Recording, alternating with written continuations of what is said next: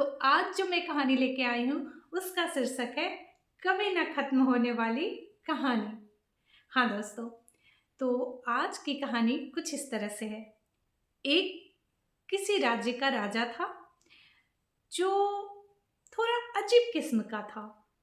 उसे बिना कहानी सुने नींद नहीं आती थी।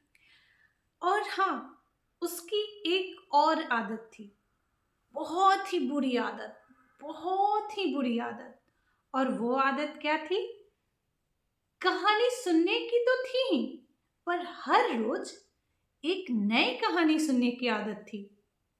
अब उस राज्य के जो भी स्टोरी टेलर थे ना, जो कहानी लिखने वाले, कहानी बोलने वाले थे, वो सभी लोग एक एक करके राजा को कहानी सुना सुना के थक गए थे।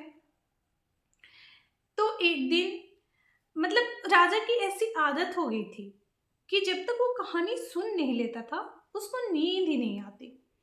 तो एक दिन क्या हुआ कि एक स्टोरी टेलर उसके दरबार में आया।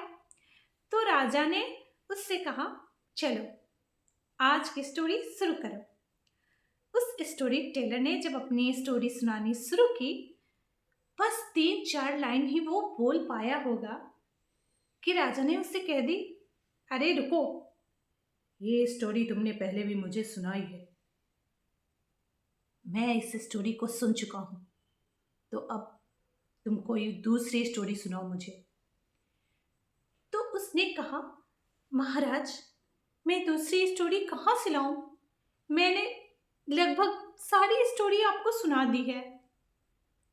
फिर राजा ने कहा, तो फिर तुम यहां क्या लेने आए हो और मेरी नींद खराब करने क्यों चले आए हो? क्या तुमको पता नहीं कि मैं बिना स्टोरी सुने सोता नहीं हूं? फिर तुम्हारी इतनी गुस्ताखी कि तुम चले आए बिना नया स्टोरी लिए हुए। उसने कहा, क्षमा करें महाराज, क्षमा करें, मैं क्या करूं, मुझे अब कोई नई स्टोरी नहीं पता। मुझे जितनी स्टोरी भी पता थी ना, मैंने वो आपके सामने रख दी, आपको सुना दी।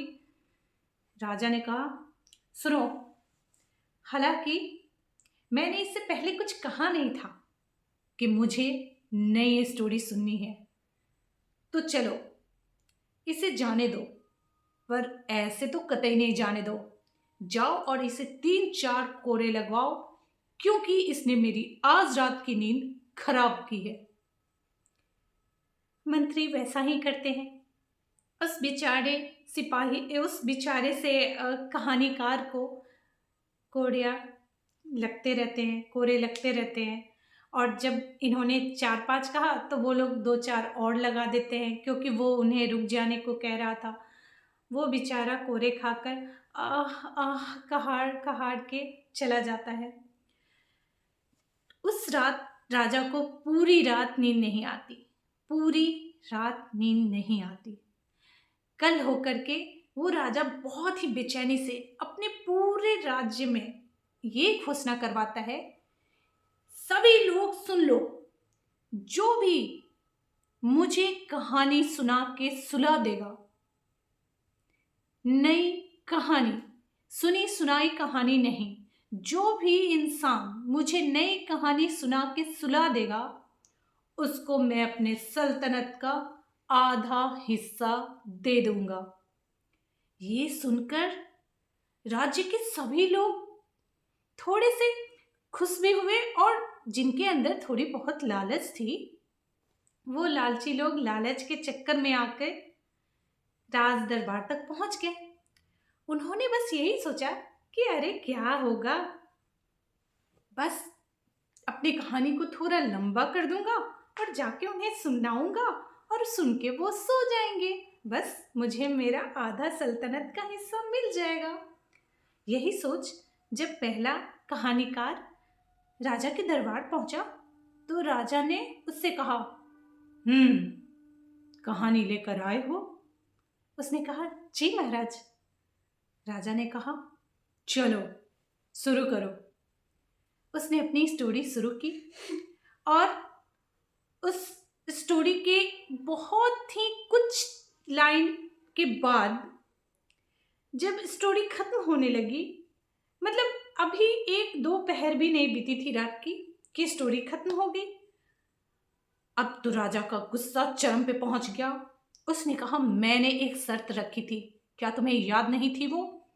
उसने कहा, क्षमा करें महाराज, मुझे तो लगा था कि आप कल रात पूरी रात के जगे हुए हो, तो कहीं आज मेरी छोटी सी स्टोरी मैं धीरे धीरे करके सुनाऊं तो शायद ये लंबी हो जाए और आप सो जाओ। मैं बस यही सोच के आ गया था।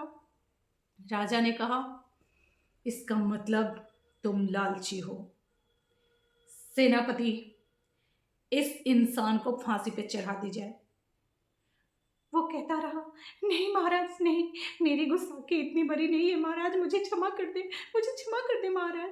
लेकिन महाराज ने एक न मानी और कहा, सेनापति, मैंने कुछ कहा आपसे? सेनापति उसको लेके गया और उसे फांसी पे चढ़ा दी। इस तरह वैसे ही जो एक दो लालची लोग थे वो लोग आते रहे, कहानी सुनाते रहे। राजा को नींद नहीं आई, राजा जगता रहा और कहानी खत्म हो गई। और इस तरह से कब्र बढ़ता चला गया, कब्र बढ़ता चला गया, क्योंकि फांसी दर फांसी होते चली गई। सभी की स्टोरी खत्म हो जाती थी, भाई ये स्टोरी है, खत्म तो होगी ही। तब राज्य में इस बात पे बहुत चर्चा होने लगी, भाई ऐसा क्या किया जाए जो राजा को ये जाके समझाए कि ऐसा भी कहीं हो सकता है कि स्टोरी खत्म ना हो, ऐसे तो सभी लोग मर जाएंगे। उसी में जो एक थोड़ा सा चालाक इंसान था वो राजा के दरबार में गया और राजा से बोला, महाराज अगर आपकी आज्ञा हो तो मैं वो स्टोरी आपको सुना सकता हूँ जो कभी खत्म ना हो। राजा ने कहा ठीक है, तो क्या तुमको मेरी शर्त के बारे में पता है ना, कि जिसकी भी स्टोरी अगर खत्म हो जाएगी मैं उससे फांसी दे दूंगा। तो उसने कहा, ठीक है महाराज, मुझे ये शर्त मंजूर है, मगर मुझे भी एक शर्त आपके सामने रखनी है। वो ये है कि मैं जब स्टोरी सुनाऊंगा उस वक्त आप बिल्कुल नहीं बोलोगे, जब तक मेरी स्टोरी खत्म नहीं होगी आप बिल्कुल नहीं बोलोगे। राजा ने हामी भर दी कि ऐसी कौन सी स्टोरी होगी जिसमें मुझे पूछना पड़ जाएगा, मैं नहीं पूछूंगा। हो गया। फिर वो अपनी स्टोरी शुरू किया। वो बोला, एक बाग में एक बूढ़े इंसान ने कबूतरों के लिए कुछ दाना देकर रखा हुआ था और एक कटोरी में पानी रखा हुआ था। सुबह सुबह जब सूरज की पहली किरण निकली, साथ ही साथ चिड़ियों का एक झुंड भी वहां पहुंचा, कबूतर भी पहुंचे, और वो जो बड़े से प्लेट में उस बूढ़े इंसान ने कुछ दाना रखा था उसे एक कबूतर आया, लिया, निगला, पानी पिया, उड़ा। फिर दूसरा कबूतर आया, उससे लिया, खाया, उड़ा। तीसरा कबूतर भी आया, फिर तीसरा कबूतर उड़ा नहीं, फिर गया और वो कबूतर उसमें से दाना लेके आया, खाया, गया। फिर चौथा आया, लिया दाना, खाया, गया। राजा ऐसा सुनते सुनते सुनते सुनते लगभग 10, 20, 30 तक जब वो पहुंच गया इंसान, राजा को बहुत खुन्नस हुआ और वो अचानक से बोल पड़ा, अरे इसके आगे तो सुनाओ, ये तो मैंने सुन लिया ना कि वो चिड़िया आई, दाना ली, खाई, उड़ गई, कबूतर आया, दाना लिया, खाया, उड़ गया। तो उस इंसान ने कहा, महाराज मैं ऐसे कैसे कर सकता हूँ, अभी तो उस प्लेट में बहुत सारा दाना बचा हुआ है और जब तक चिड़िया लोग आती रहेगी तब तक मैं अपनी कहानी कैसे आगे बढ़ा सकता हूँ। तो राजा बोला, ठीक है, तो चलो तुम अपनी कहानी आगे करो। तो फिर उस इंसान ने कहा कि नहीं, मेरी कहानी तो मैं तभी आगे करता ना जब आप बीच में नहीं बोलते। शर्त तो यही थी ना कि आप बीच में नहीं बोलोगे, तो जब आपने बीच में बोल ही दिया तो फिर शर्त के मुताबिक तो आप हार गए। तो आप मुझे अपनी सल्तनत का आधा हिस्सा दे दे अगर आपकी इजाज़त हो तो फिर राजा ने अपनी हार मान ली और उस बुद्धिमान इंसान को आधा सल्तनत मिली, सिर्फ और सिर्फ उसकी बुद्धि के हिसाब से। उम्मीद करती हूँ आज की स्टोरी आपको पसंद आई होगी। तो पसंद आए तो लाइक कमेंट जरूर देके मेरा हौसला आगे बढ़ाइएगा। राधे राधे।